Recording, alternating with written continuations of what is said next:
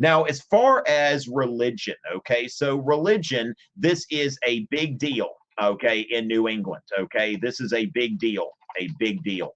So, as far as that goes, you've got Puritans and Separatists, okay? So, now the Puritans and Separatists, one thing to note here is that they are all Calvinist, okay? So they are all Calvinist. Like a Puritan and a Separatist, they believe the same thing, okay? They believe the same things. They believe in predestination. They believe in, wearing, drab colors and stuff like that. But these, they're a little bit different. The nuances probably aren't as big of a deal on the redesigned exam, but know that they are all Calvinist and they're all pretty much religious fanatics. Now, as far as that goes, remember religious freedom, okay? Now, this is one of the things about APUSH is confronting some myths, okay?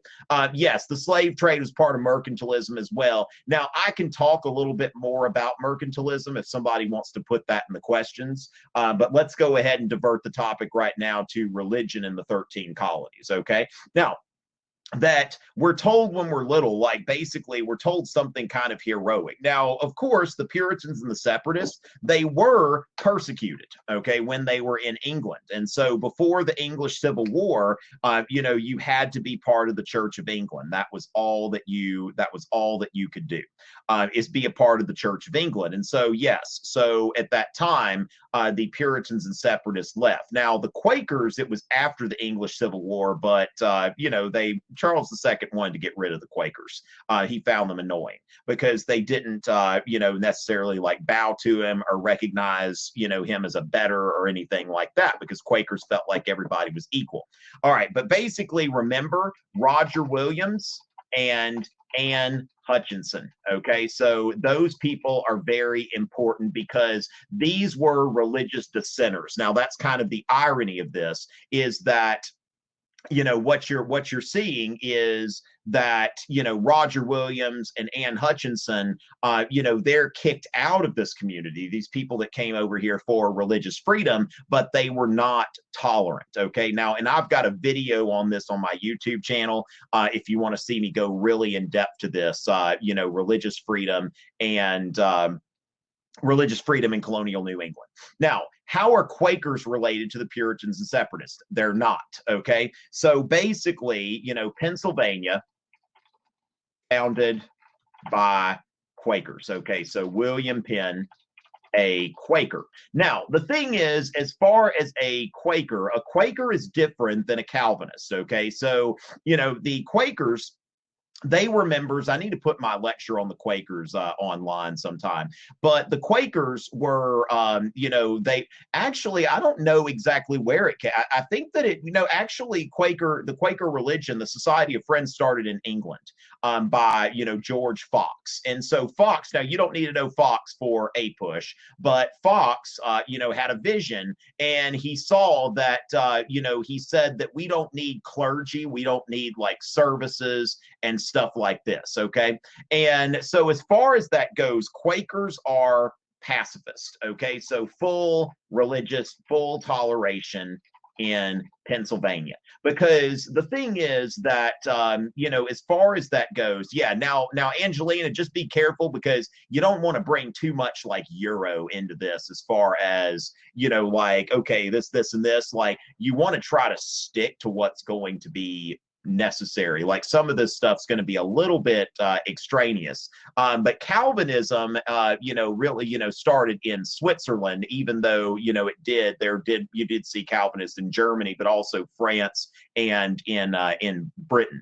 Now, so full toleration in Pennsylvania. The thing is that Quakers are pacifists, okay? So they don't believe in war or any kind of force, okay? So, no war, no force. Okay, so basically what Roger Williams was saying in New England was really what the Quakers were talking about. Now Roger Williams actually started the first Baptist church in the Americas, which of course the Southern Baptist Convention, I believe, or Baptists just in general, are the largest Protestant religion in the United States. And so the thing is that the only places where the Baptist religion is prevalent would be the United States and places where the United States sends missionaries. And so it's very interesting when you look at Roger Williams and then you think about like how Baptist churches work, where they don't have a church hierarchy.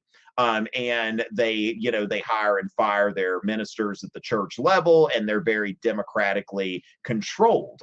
So that's very, you can see why that kind of religion took root in America.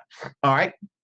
And so where did Catholics fit in? Okay, so Liam, not really. Okay, one thing you want to know about colonial America. Now, first of all, Maryland was originally founded as a haven for Catholics. Like Lord Baltimore, wanted Catholics to be able to have somewhere where they could go to escape persecution.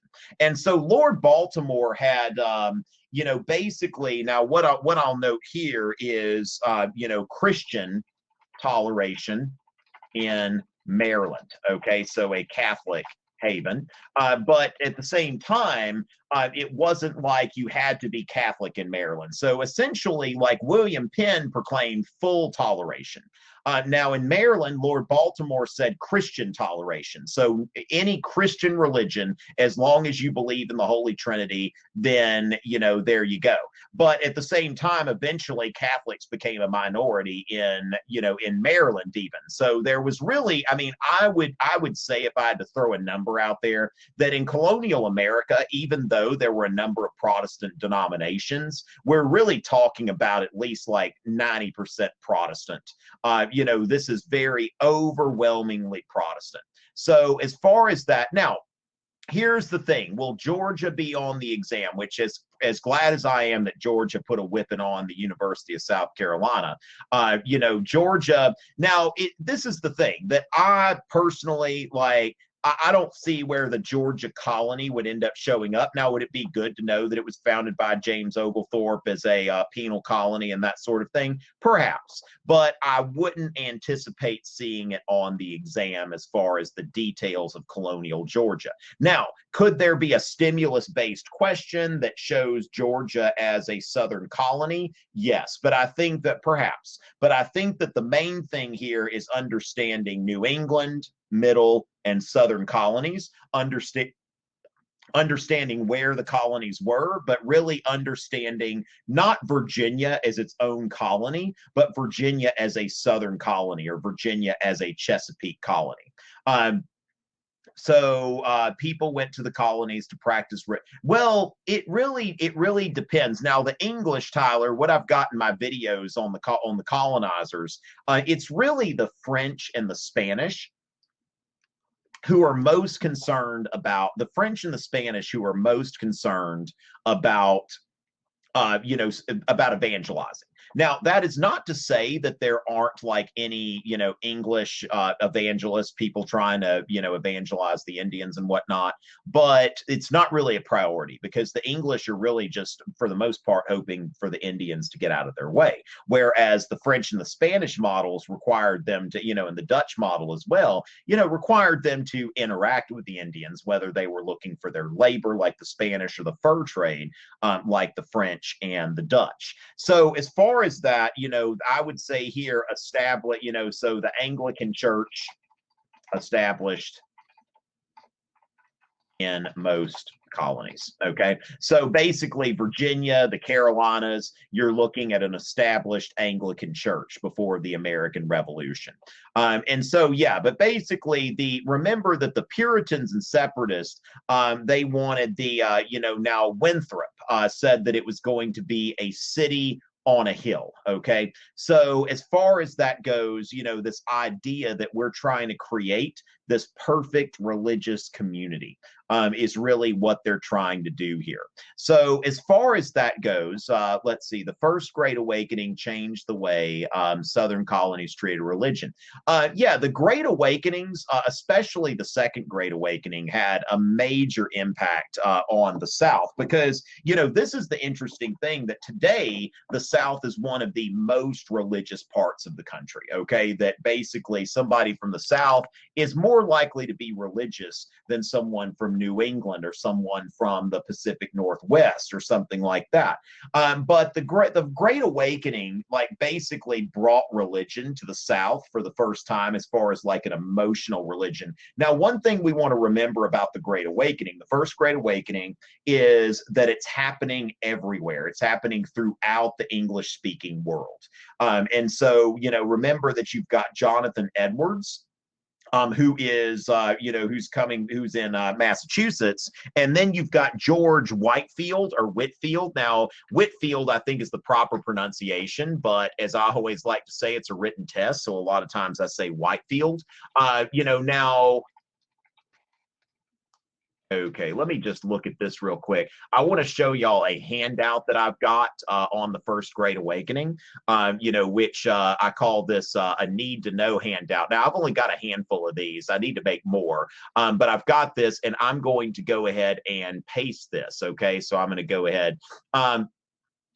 Yeah, I would not see. The thing is, Andre, I think that it's much more important to understand the characteristics of the colonial regions and to be able to compare and contrast those things than the specifics of an individual colony. So understanding Massachusetts is a typical New England colony. A representative colony. So Pennsylvania as a representative middle colony, and Virginia as a representative southern colony. So as far as the First Great Awakening, what you need here, you've got, let's see, I've got this handout that I just shared with you.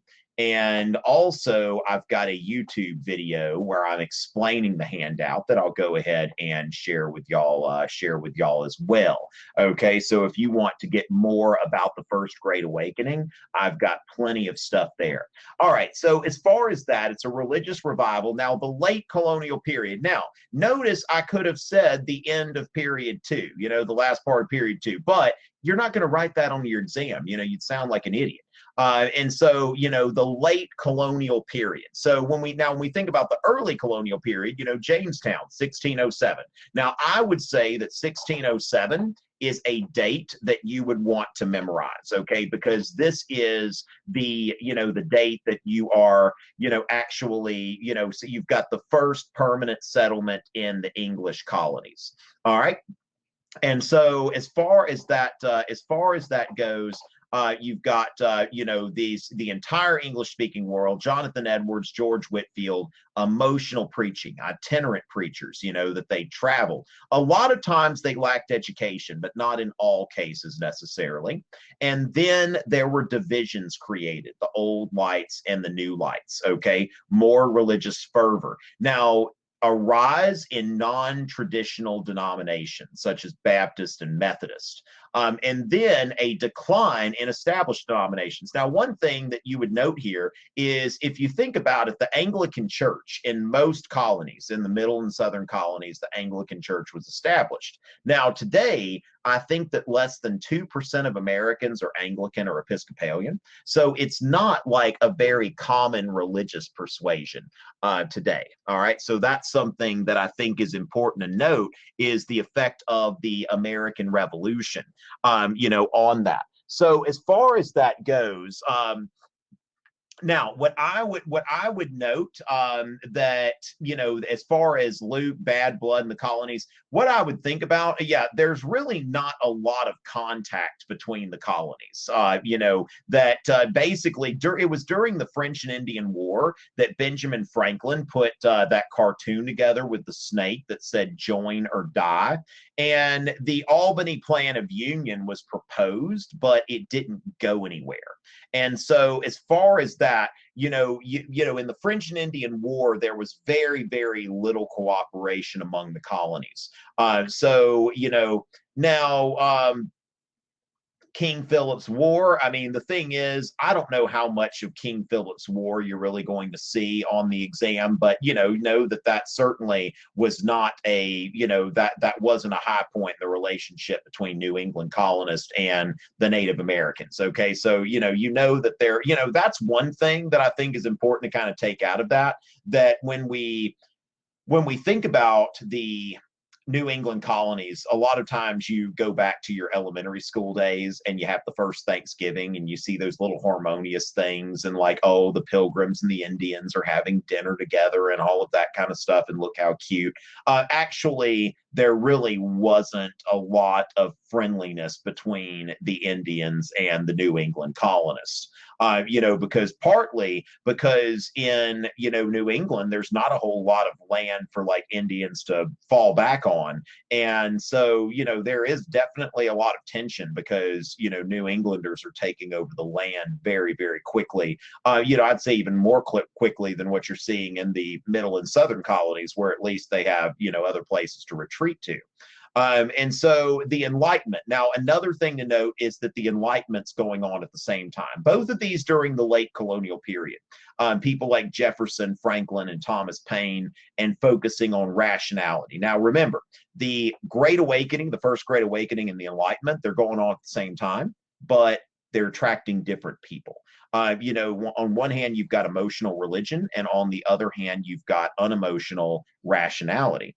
And so as far as that goes, that need to know handout is available to you. Now, the Albany Plan of Union was basically it was a proposal for the colonies to have some institutionalized cooperation and shared responsibility for colonial defense, but it ultimately failed. But yes, the American Revolution was really the first time in the years leading up to it with the Continental Congresses that, the colonies are actually working together on something. All right, that's on the handout I was just talking about, Lauren. So if you'll get that, now creating the Great Awakening, or that they're the most important preachers in the Great Awakening, but that's George Whitefield, or Whitefield as you'd write it on your exam, and Jonathan Edwards. If you'll click on that need to know handout, the PDF, it's basically got everything you need to know about the First Great Awakening, and then right under that is a link to the video on my YouTube channel where I'm talking about the Great Awakening.